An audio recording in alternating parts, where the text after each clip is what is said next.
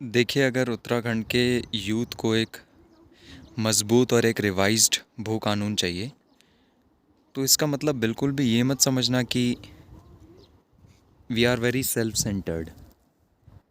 Actually ये बात है एथनिसिटीज़ की, and ethnicities are very very strong. अब आपको मैं 4 एग्जांपल्स ऐसे देता हूँ अपने नेबरहुड से ही, जिसमें आपको पता लगेगा कि what is the importance of ethnicity. सबसे पहला केस लेते हैं चाइना का। चाइना का एक शिनजियांग प्रोविंस है जहाँ पे उइगुर मुस्लिम्स को डिटेंशन सेंटर्स में रखा जाता है। चाइना के काफ़ी अच्छे रिलेशंस हैं टर्की के साथ। इतने अच्छे रिलेशंस होने पर भी टर्की हमेशा ओआईसी यानी कि ऑर्गेनाइजेशन ऑफ इस्लामिक कोऑपरेशन में उइगुर मुस्लिम्स का इशू उठाता रहा है। क्यों? क्योंकि उइगुर मुस्लिम्स जो हैं वो टर्क्स हैं, टर्क्स। उनकी एथनिसिटी जो है वो टर्क्स है। दूसरा एग्जाम्पल लेते हैं हम म्यांमार से। म्यांमार से जो रोहिंग्यास का जो एक्सोडस हुआ था, एक मास एक्सोडस 2017 में, उसका रीज़न भी यही था कि जो रोहिंग्यास थे वो एथनिकली ज़्यादा क्लोज थे to the Bangladeshis as compare to the Myanmarese. तो म्यांमार की जो जुनता है, that is the military dictatorship of Myanmar, उन्होंने क्या किया, उन्हें खदेड़ दिया और आज बांग्लादेशी उन्हें शेल्टर दे रहा है। तीसरी चीज़, अगर आप एग्ज़ाम्पल लो तमिलनाडु का। तमिलनाडु का एग्ज़ाम्पल ऐसा है कि श्रीलंका में 2 एथनिसिटीज़ थी, सिन्हाला बुद्धिस्ट जो कि मेजॉरिटी में थे और तमिल्स जो कि माइनॉरिटीज़ में थे और श्रीलंका के नदर्न एरियाज़ में वो रहते थे। उनके साथ बहुत अत्याचार हुआ, काफ़ी सारी फैसिलिटीज़ से उन्हें डिप्राइव किया गया। तो क्योंकि एथनिसिटी सेम थी, तमिलनाडु में जो तमिल्स रहते हैं और जो श्रीलंका में जो तमिल्स रहते हैं उनकी, तो उन्होंने भारत सरकार से गुहार लगाई कि आप इनके लिए कुछ करिए, और इंडिया ने इस पर रिस्पॉन्ड भी किया। अपनी IPKF यानी कि इंडियन पीस कीपिंग फोर्सेस को हमने श्रीलंका में भेजा और फिर वहाँ पे हमने कोशिश करी कि किसी न किसी तरीके से पीस हो श्रीलंका में। जो एक एथनिक वॉर वहाँ पे चल रहा है वो कम हो और जो तमिल्स हैं उनको भी उतनी फैसिलिटीज़ मिलें जितनी सिन्हाला बुद्धिस्ट को मिली है। चौथा एग्जाम्पल्स हम लेते हैं। अभी जैसे आपको पता है Taliban it has taken over Afghanistan. Taliban और पाकिस्तान के काफ़ी अच्छे रिलेशंस रहे हैं, लेकिन फिर भी तालिबान के जो मिलिटेंट्स ही हैं वो, तो जो तालिबान के मिलिटेंट्स हैं वो अभी भी सपोर्ट करते हैं पश्तूनिस्तान को, क्योंकि तालिबान, अगर आप देखोगे, तालिबान में वही लोग हैं जो एथनिकली पश्तून्स हैं। और पाकिस्तान का जो नदर्न एरिया है जो कि ड्यूरेंट लाइन के पास है, वहाँ पे भी पश्तून्स हैं, तो वो इन्हें सपोर्ट अभी भी करते हैं। So it's about ethnicity. In India we live in a very very pluralistic society. हम भेदभाव नहीं करते हैं, लेकिन इट्स अबाउट एथनिसिटी। और इसी एथनिसिटी को बचाने के लिए तो हमने मूवमेंट किया था। इसी एथनिसिटी को बचाने के लिए तो उत्तराखंड बना था 2000 में।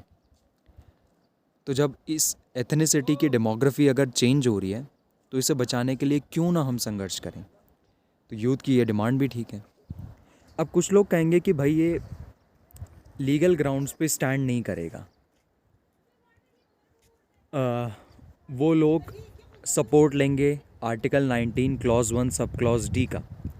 देखिए, आर्टिकल 19 में हमें काफ़ी सारी फ्रीडम मिली है और article 19 clause 1 sub clause D में ये लिखा है कि किसी भी पर्सन को किसी भी एरिया में जाने की पूरी फ्रीडम है, freedom of movement, article 19 clause 1 sub clause D में।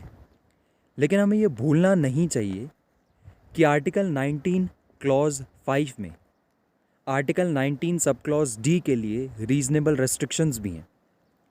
मतलब कि स्टेट ऐसा लॉ बना सकता है जिससे कि हम लोगों की फ्रीडम ऑफ मूवमेंट को कर्टेल कर सकते हैं। किन 2 ग्राउंड्स पे? In the interest of general public and for the protection of areas of scheduled tribes. तो ये तो जनरल पब्लिक के इंटरेस्ट में है भाई, उत्तराखंड के लोगों के इंटरेस्ट में है। तो स्टेट एक ऐसा लॉ बना सकता है जिसके लिए जिससे कि हम article 19 clause 1 sub clause D को रेस्ट्रिक्ट कर सकते हैं, यानी कि लोगों की फ्रीडम ऑफ मूवमेंट को रेस्ट्रिक्ट कर सकते हैं। कुछ सजेशंस ये भी आते हैं कि भाई क्यों ना एक ऐसा लॉ बना दिया जाए स्टेट के द्वारा और फिर उसे शेड्यूल 9 में डाल दिया जाए इंडियन कॉन्स्टिट्यूशन के।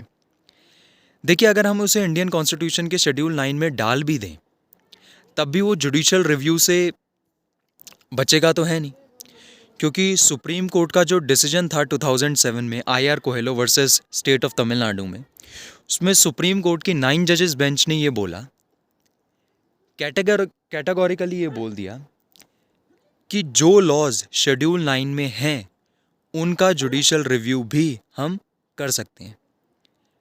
तो मतलब शेड्यूल 9 में वैसे भी डालना इस लॉ को बड़ा मुश्किल होगा, लेकिन फिर भी हम क्या कर सकते हैं, article 19 sub clause 1 article 19 clause 5 का सहारा लेके article 19 clause 1 sub clause D पे रेस्ट्रिक्शन लगा के ऐसा कानून ला सकते हैं। तब ये बिल्कुल पॉसिबल है, कोई दिक्कत नहीं है। हिमाचल प्रदेश में भी तो चल रहा है। देखिए, हिमाचल प्रदेश का कानून जो है, भू कानून, वो उत्तराखंड के भू कानून से बहुत ज़्यादा स्ट्रांग है। उसमें क्या है, सबसे पहला कि म्युनिसिपैलिटी और रूरल एरियाज़ में कोई भी डिफरेंस नहीं है। दूसरा, वहाँ पे जो लैंड खरीदने की आपकी लिमिट है वो कम है काफ़ी, आप काफ़ी कम वहाँ पे लैंड खरीद सकते हैं। और एक और चीज़ वहाँ पे है, हिमाचल प्रदेश का जो कानून है उसमें सारी तरीके के एक्सचेंजेस पर आपने लिमिट लगा रखी है। उत्तराखंड में क्या होगा कि अगर मैं मान लो अपना एग्रीकल्चर लैंड है, उसे विल पे वसीयत किसी के नाम कर देता हूँ और वो नॉन उत्तराखंडी है तो वो उसके पास आ जाएगा। तो काफ़ी सारे इसमें फ्लॉज हैं। हिमाचल प्रदेश में क्या है कि विल पर भी, मॉर्टगेज पर भी, रिलीजियस पर्पस पर भी और भी काफ़ी सारी चीज़ों पर इसमें किसी भी तरीके के एक्सचेंजेस पर आपने सीलिंग लगाई हुई है। तो ये होता है एक मजबूत भू कानून। उत्तराखंड के लोग भी यही कह रहे हैं कि हमें हिमाचल की तर्ज पर एक स्ट्रॉन्ग भू कानून चाहिए, और मैं नहीं मानता कि इसमें कुछ सेल्फ सेंटर्ड वाली बात है। It's not about xenophobia. हम यहाँ डिस्क्रिमिनेशन थोड़ी कर रहे हैं, हम तो अपनी एथनिसिटी की बात कर रहे हैं, और एथनिसिटी बचाने का सभी को हक है। तमिलनाडु में ऐसा हुआ, म्यांमार में आपने देखा क्या हुआ, चाइना में आप देख ही रहे हैं क्या हो रहा है। टर्क्स का कितना ज़्यादा सपोर्ट है शिनजियांग में उइगुर मुस्लिम्स के लिए। पश्तूनिस्तान की डिमांड को किस तरीके से तालिबान सपोर्ट करता है। So it's about ethnicity, it's about our culture. और अगर ये एक बार कल्चर मिट गया तो फिर ये कल्चर कभी वापस नहीं आएगा। सो इट्स अबाउट दैट।